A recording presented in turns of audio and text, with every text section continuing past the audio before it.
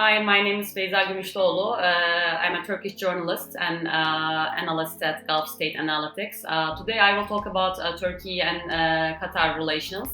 I'm talking about Qatar because I spent more than 6 years as a journalist there. So let me start with the background of Qatari-Turkish relations first. Actually, Turkey's relations with Qatar go back to the 16th century. In that century, the Ottoman Empire worked to expel the Portuguese from the Persian Arab Gulf, and to achieve this objective, extended its rule into the eastern region of the Arabian Peninsula and to Qatar.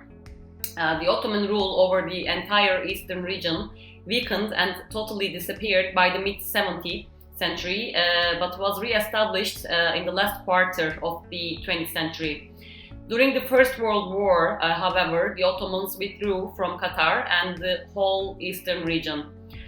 So during the early Republican period, Turkey adopted a peaceful international posture, pursued a policy of isolationism and neutrality towards the Middle East.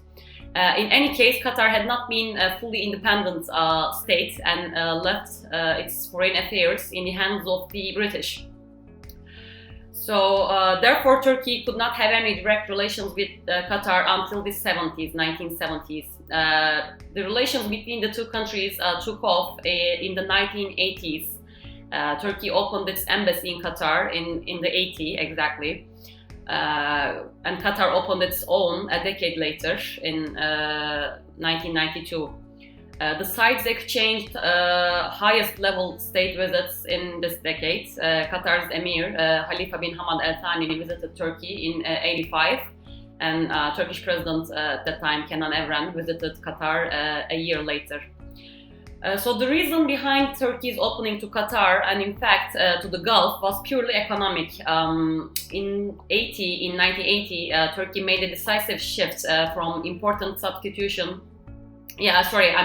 from import substitution economic policy to export promotion economic policy, and therefore looking for new markets and capital. And the oil-rich Gulf was the obvious choice for Turkey. And Turkey pursued the same economic objective in its dealing with Qatar and the whole Gulf in the next 3 decades. And this paid off. For the 70s, the Turkish Statistical Institute does not provide any data about the trade volume between Turkey and Qatar. Most likely there was no trade. In this 80-84 period, the total trade volume between the two countries was merely $27 million US. This figure jumped to $135 million in 2000 and 2004. In the 2000s, thanks to the efforts of the current ruling party, AK Party in Turkey, relations with Qatar and the whole Gulf improved not only economically but also politically. And Turkey's then Prime Minister, Recep Tayyip Erdoğan, visited Qatar 3 times in the 20s alone. In 2000s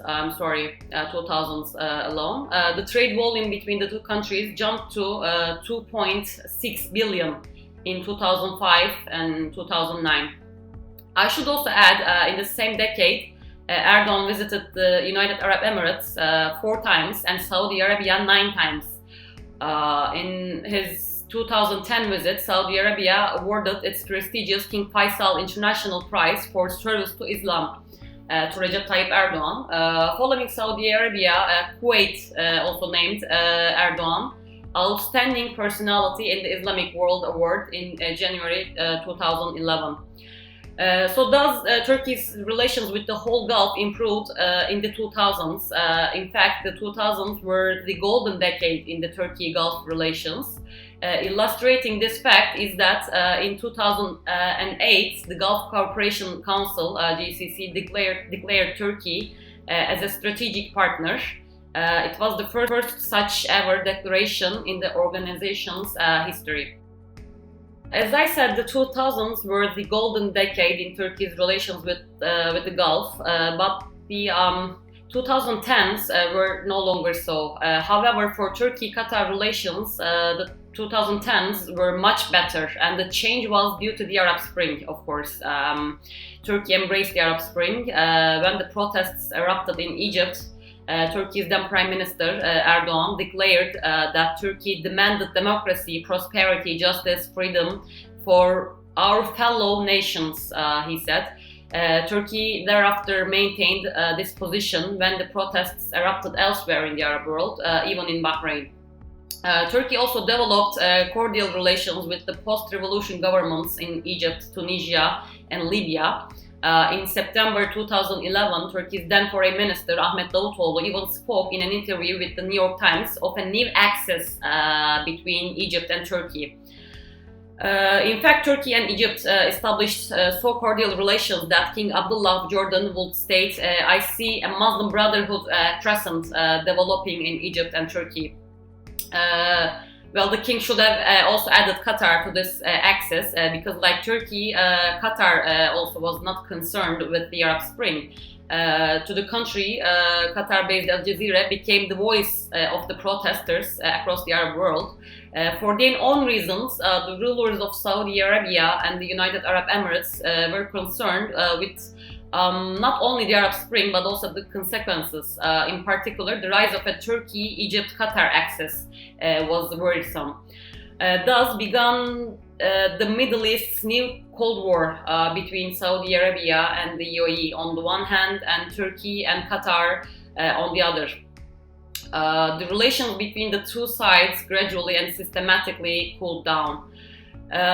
As we all know, the Turkey-Egypt axis fell apart when the Egyptian military staged a coup and overthrew pro-Turkey Morsi administration in the summer of 2013. In the aftermath of the military coup in Egypt, both Turkey and Qatar faced a severe regional isolation. And to break out of that isolation, they developed a strong relationship. For instance, Turkey strongly stood by Qatar when Saudi Arabia, the UAE and Bahrain, Egypt cut their diplomatic relations with the country and imposed a total blockade in June 2017.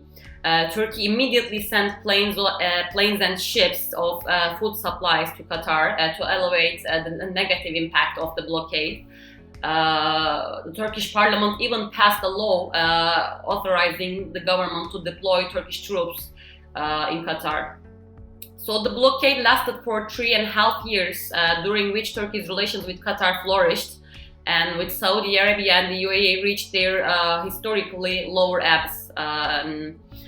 And more critically, perhaps, the two sides have engaged in a vicious race to expand their own influence while seeking to undermine their rivals in places such as Libya, the Horn of Africa, the Caucasus, Syria, and even Palestine.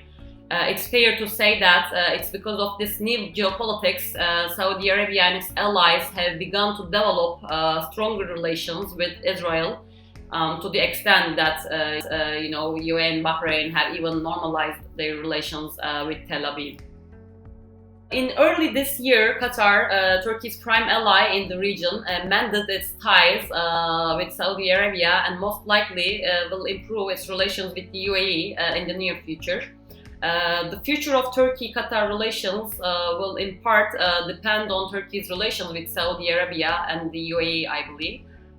Currently, Turkey's major foreign policy problem, however, concerned the US, I think. Turkey's purchase of S-400s from Russia and the US continued support to the PKK-YPG in Syria are just the most pressing two issues. Therefore, Turkey-US relations already and deeply troubled. Resolving them will be the top priority of foreign policy makers in Ankara. To Turkey, the relations with the Gulf are secondary, but still vital. As I said, Turkey has engaged in a bitter rivalry with Saudi Arabia and the UAE in various places, and this rivalry is going nowhere and exhausting Turkey. Turkey is not just facing Saudi Arabia and the UAE, however, but also Egypt and Greece. Israel can also be considered a part of this growing anti-Turkey axis. With Turkey going through a deep economic crisis, this loneliness and rivalry with Saudi Arabia and the UAE will bring no tangible benefit to the country. I believe this will change eventually. The change might not come overnight, but surely it will. And in fact, there are already signs that Turkey is recalibrating its positions. For example, it's claimed that Turkey asked the Muslim Brotherhood affiliated news outlets to tone down their criticisms of Egypt. This is highly likely. Turkey's Foreign Minister Mevlut Çavuşoğlu recently declared that high-level diplomatic contacts have already started between Turkey and Egypt. It's yet to be seen when the two countries will fully reconcile their differences and go back to normal. It's also claimed that Turkey is hoping for a reset in its relations with Israel. A full normalization would not come as a surprise, I believe. As I said, I think the rivalry between Turkey and Saudi Arabia and the UAE is not driven by a very major problem. Otherwise, the sides would not have excellent relations until the Arab Spring. The economic and political causes of the Arab Spring are not resolved. They are still there for sure. But I do not think that Turkey is waiting or hoping for a second round to recover its prestige and assets in the region. Turkey faces much more serious short-term problems, and not rivalry but cooperation with Saudi Arabia and the UAE will help, I believe. And improvement in Turkey's relations with Saudi Arabia and the UAE will not harm, but quite the opposite, benefit Qatar as well, as it would no longer be torn among competing regional powers.